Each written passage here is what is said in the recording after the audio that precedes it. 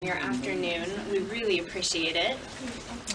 So my name is Sarah Myers. I know most of you. I'm the Executive Director for the Long Beach Public Library Foundation, and it is my great pleasure to welcome you here today. I wanted to just do a couple of quick introductions. The main people that we have here today are donors, library staff, and then members of our board, the Library Foundation's board.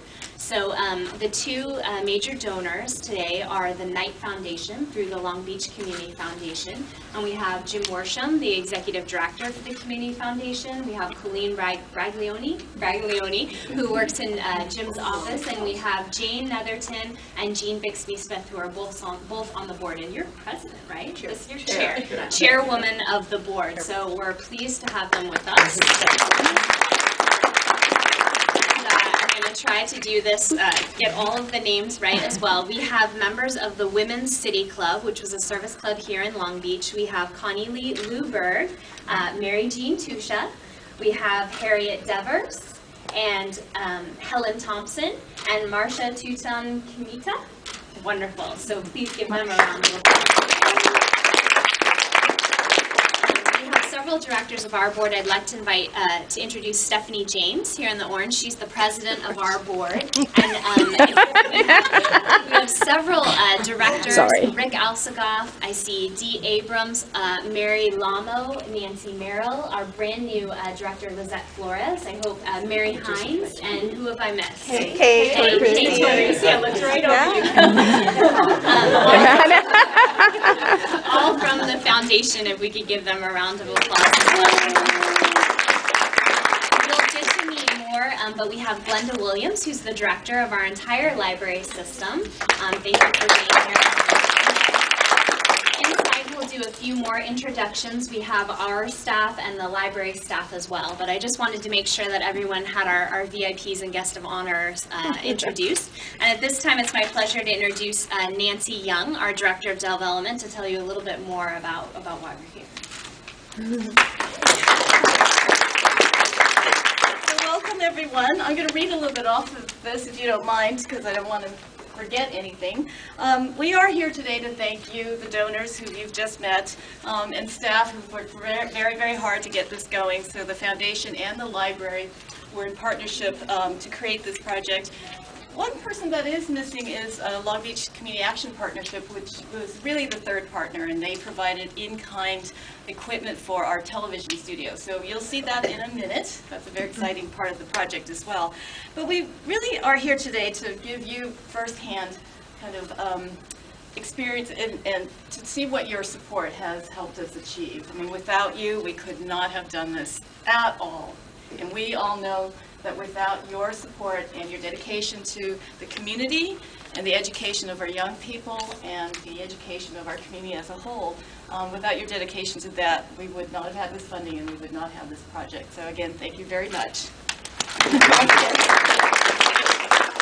I wanted to just point out some of the points of the funding. The Knight Foundation's Donor Advised Fund provided the initial seed funding, which allowed us to initiate this pilot project, and basically gave us the green light to start looking at what technology we wanted to provide the community. And that was so exciting to look at things like 3D printers, creative software suites, robotic kits.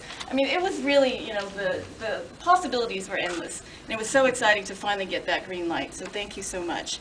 The Women's City Club gave us basically the funds to complete the project, at least the pilot phase of the project. So we were able to look at further computers that we could provide, looking at staffing, all the most important parts that really are going to engage our young people. So thank you so very much.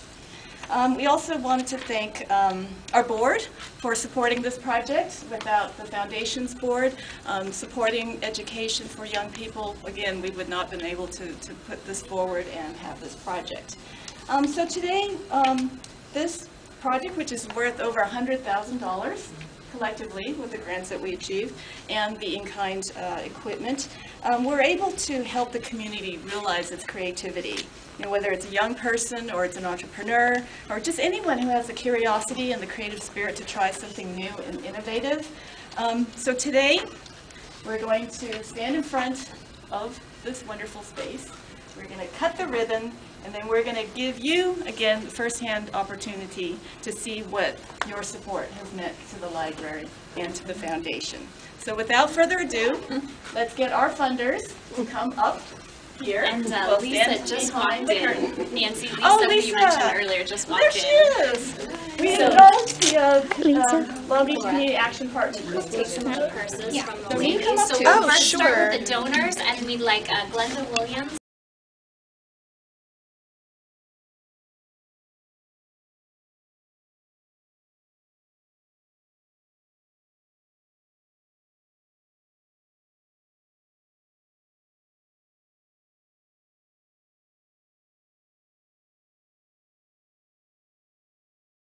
Oh, okay, there goes the other half. Oh, I got it. I got it in the air. Oh, yeah, I think I got it too. I'll have to put it up for you guys. We can fit into the studio. Show you what the studio can do. Yay. Come on, step on inside. Oh, I'm sorry. Oh, and the new artwork is up. Nice. And then usher you all in, but before we turn you loose, and we do have a lot to show you, we'd like you to get hands-on, and basically this is the sneak peek preview for you to see all the types of technology before it's open to the public. We are having our grand opening in mid-April, and you're going to hear about that. So at this time, I would like to introduce Francisco Vargas. He is our Youth Services Manager here at Maine, and he has really overseen the project and is really a master creative mind behind the project to tell you a little bit about what it is that you're seeing and introduce some of our additional staff. Thank you, Sarah. Thank you, everybody. Can I have David and Kenny come over here next to me, too? David and Kenny are instrumental in what you're seeing today. A lot of the things, we are going to do some hands-on. We're going to be in different stations around the lab, and we want to show you some of what we can do right here, right now. There are examples right in front of you. We have a 3D printer right now going, imprinting one of our I'm going to stand favorite there. pieces, Get me in the picture. which is that green little octopus that Is it holds video SD or- cards, It's going. which is perfect for video recording. But more importantly is what the community is going to use the space for. And everything's on caster, so everything Kinda is movable. random. Nothing is attached to anything. So in case we want to spread out and go outside of these doors, we can do that. We can take it on the road. Kenny has a strong background with the media, with arts, and David has a really strong background with 3D design and designing for corporations, for nonprofits, sustainability. And we are going to present you, all the funders, with a little token, which was made with recycled goods and the 3D printer. But the idea is, and as you can see from the lamps that are in here also, the idea of the Makerspace is to create from existing resources. And Kenny, will you tell us a little bit more about what a Makerspace is? Yeah, sure. So the most important thing to know about a Makerspace, and sort of the simplest way of defining it, is not by the tools that are in it or the people who use it, but by what it enables, which is making. And so as we shift from the information age into this new creativity age, it's going to be even more important for people to learn how to take all of the information that's out there in the world, in libraries, on the internet, and use it in their actual day-to-day lives. And so makerspaces are spaces with tools, with mentors, with ideas and projects that are already started that you can join in on. We have anything from building Lego structures and robots out of Legos, to 3D printing your own product designs if you're an entrepreneur, other more high-tech robots, and just about anything you can imagine you can make. Thank you, Kenny. We do have a booth set up in the other, where we have our green screen that Patton was able to provide for us, and we'll love to take your initial reaction on tape, if that's okay with you guys. Anybody who's willing to come on and speak on behalf of the library and the studio. And we're going to take a little bit of time to also mingle and have a little bit of snacks, and then you guys can come over here and we'll show you and we'll talk to you about what's on display, what are the things that are happening right now. But just know that this space, we're able to do small classes with everybody, with all ages and all talents. And we're hoping to expand it in the future with more options. So at this time, again, I'd like to introduce Glenda Williams, who's the director of our library services. It's always our pleasure as a foundation to seek the donors out and create that relationship with them. We have the esteemed pleasure of handing those checks over to the library.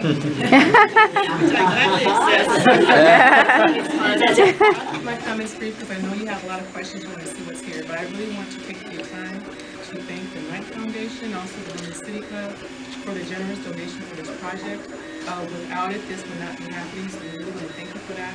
In addition, I believe it's mentioned that in addition to funding the equipment, it's the staffing, and of course without staffing, that's what brings it all together. It also supports the library's mission to support lifelong learning and intellectual curiosity, and if that isn't what this is, I don't know what is. Thank you all very, very much. Here in the blue shirt. I met him at a Rotary Chamber mixer, and he's done an amazing job bringing all of these computers onto the cloud, and you're going to need more explanation, but it essentially took it off of the library's Wi-Fi. The foundation put in its own Wi-Fi. It's on the cloud, which means that the software on the computers are housed in the ether.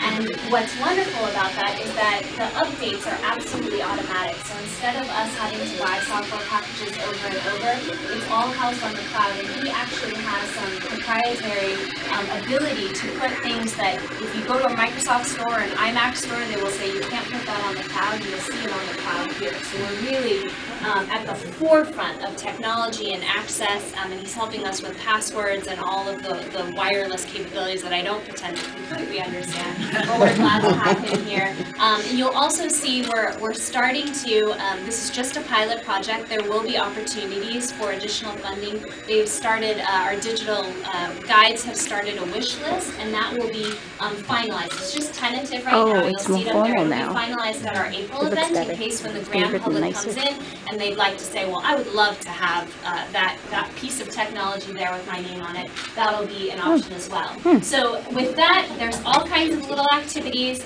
Both Kenny and David will be here to explain things, many of us as well. And then you'll make your way. This studio here is the PadNet studio where people can film and edit the films and then put it for free on the Long Beach station. So that's wonderful. They can build content here, and we are a satellite site for that. There's going to be other satellite sites throughout the city. And then in the next room where they're going to film your comments, there's champagne toast and a little bit of refreshments, and so we hope you'll make your way there before you escape out. So, can you make an ad and have that go out to the network for free? Yes, you can do, exactly. Well, here's the thing. So what's wonderful is, Lisa, if you want to explain, PadNet is actually it's a community organization where you will become a member of that, and they actually have classes to offer. Do you want to talk just for a moment about that? Yeah, absolutely. Thank you. Yeah, PadNet is the public access television station here in Long Beach. It's also a community media center. So we teach people how to use media, but we also administer Channel 32 on Charter and 41 on Verizon. And those are our channels. They belong to the people of Long Beach. So the content that's created, not only up where we are at Long Beach Community Action Partnership, but down here at the library, and as Sarah noted, with satellites throughout the city, that content can be uploaded and it will be played back on Charter 32, Verizon 41. We also stream online at padnet.tv, and we have video on demand as well. So we're so excited about this, to be able to expand the reach of the resources that we offer for media production and have some here at the library. It's very exciting. This is an amazing space. I had a high schooler ask me if I knew how to find a green screen 2 weeks ago, if only I'd known. Yeah. So people will be able to become members of PadNet, take the classes to learn how to use this state-of-the-art film Final Cut Pro and all the digital things they learn. Then they come here and check out the equipment they need to film it. Right. And then there's any content at all. I mean, if they feel the need to say something to the community, they will put it up on this station. Pretty awesome. Thank you. That's true. The only two things that can't go on the channel is anything commercial or anything obscene. Anything else can go on the channel. And as Sarah noted, PadNet is a member-based organization, but what this space offers is additional access to resources for our members. So when members go online to reserve their equipment, there's a drop-down list, and it'll say, okay, where do you want to pick it up? Do you want to pick it up at the hub, up at Atlantic and Spring Street, or do you want to come to the main library and pick it up? Also, there's an editing suite in here where folks can reserve time to edit here, as well as up at our space and the other spaces where we put equipment throughout the city. Can I put my YouTube videos on here? Yeah?